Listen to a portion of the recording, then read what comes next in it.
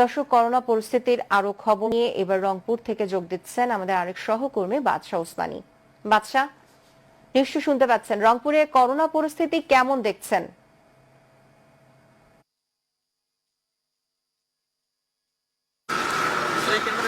টিনা ইসলাম, আপনাকে বলে রাখি যে রংপুরে কিন্তু করোনা পরিস্থিতি এখন আমরা রংপুর জেলায় কিন্তু স্বাভাবিক আছে। এখনো রংপুরে আজকে এখন পর্যন্ত ডাক্তার আমাকে যেটা জানিয়েছেন যে রংপুরে কিন্তু এখনো কেউ আক্রান্ত হয়নি। রংপুর বিভাগে যে আমাদের যে রংপুর মেডিকেল কলেজের পিসিআর ল্যাবে যে পরীক্ষাটি হয় এখনো চলছে। একটু আগে ওখানকার অধ্যক্ষ নুরুন নবী লাইজু আমাকে জানিয়েছেন যে আমরা এখনো পরীক্ষা করছি, একটু পরে হয়তো বলতে পারবো যে 8 জেলায় আমাদের আজকে কতজন এই করোনা আক্রান্ত হয়েছে। তো আমরা অপেক্ষায় আছি, হয়তো একটু পরে জানাতে পারবো যে এই রংপুর বিভাগে কতজন এই করোনা আক্রান্ত হয়েছে। তবে একটি বিষয় জানিয়ে রাখি, গতকালকে যে 188টি পরীক্ষা করা হয়েছে সেখানে কিন্তু 15 জন আক্রান্ত হয়েছে। তার মধ্যে কিন্তু এখানে আমরা একটা দেখতে পাচ্ছি যে এখানে কিন্তু রংপুরে ছিল না, এখানে দিনাজপুরে 7 জন, আমরা বলেছি যে এখানে নীলফামারীতে 2 জন, গাইবান্ধাতে 4 জন, কুড়িগ্রাম এবং লালমনিরহাটে 1 জন করেছিল। তা আজকে ডাক্তার যেটা বলছেন যে এই যেভাবে প্রশাসন কঠোর হয়েছে সেক্ষেত্রে কিন্তু এখানে আমরা কিন্তু আমাদের এখানে কিন্তু নাও হতে পারে। তিনা ফারানা, আরো একটি বিষয় আপনাকে জানিয়ে রাখি যে এই রংপুরে কিন্তু আজকে জেলা প্রশাসক আমাকে জানিয়েছে এই করোনায় আক্রান্ত থেকে শুরু করে যারা এখানে রয়েছে খেটে খাওয়া মানুষ, গরিব দুঃখী মানুষ, তাদের জন্য আমরা এ পর্যন্ত 1779 মেট্রিক টন চাল কিন্তু আমরা দিয়েছি। এখানে অনেক জায়গায় যেহেতু চালের জন্য, ত্রাণের জন্য, অনেকে খাবারের জন্য এখানে আমরা দেখেছি রাস্তায় নেমে এসেছে, সেখানে কিন্তু জেলা প্রশাসক কঠোর হয়েছে তাদেরকে সরকারের পক্ষ থেকে বরাদ্দ পৌঁছে দেওয়ার জন্য। তারা আজকে আমাকে জানিয়েছেন যে আমরা কিন্তু এখানে প্রতিটি জায়গায় কিন্তু আমরা খোঁজ নিচ্ছি, যাচ্ছি।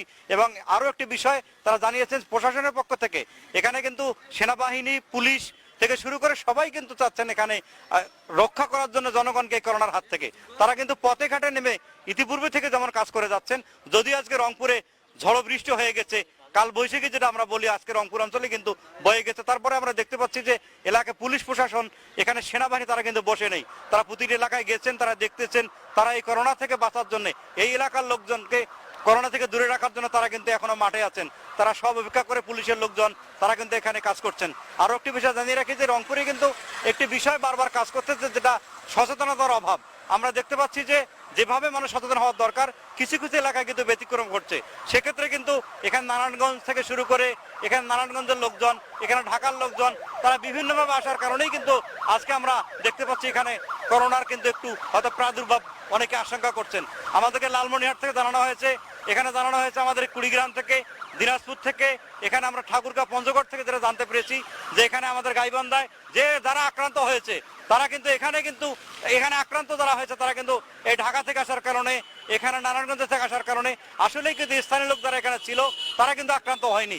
আমরা যে আক্রান্ত পাচ্ছি এখানে কিন্তু সব বাহিরের লোক যারা এখানে আসছেন। সেক্ষেত্রে এখানে কঠোর হয়েছে পুলিশ প্রশাসন।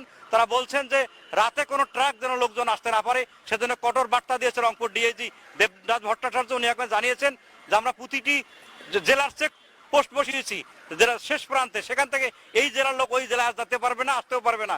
এই ধরনের কঠোর আমাদের মেট্রোপলিটন পুলিশ থেকে শুরু করে যারা এখানে আছেন, সেনাবাহিনী, তারা সার্বক্ষণিক আমাদের এখানে জীবাণুনাশক পানি দিয়ে যাচ্ছেন, তারা স্প্রে করছেন বিভিন্ন অলিতে গলিতে, যেন এখানে করোনার প্রাদুর্ভাব বাড়তে না পারে।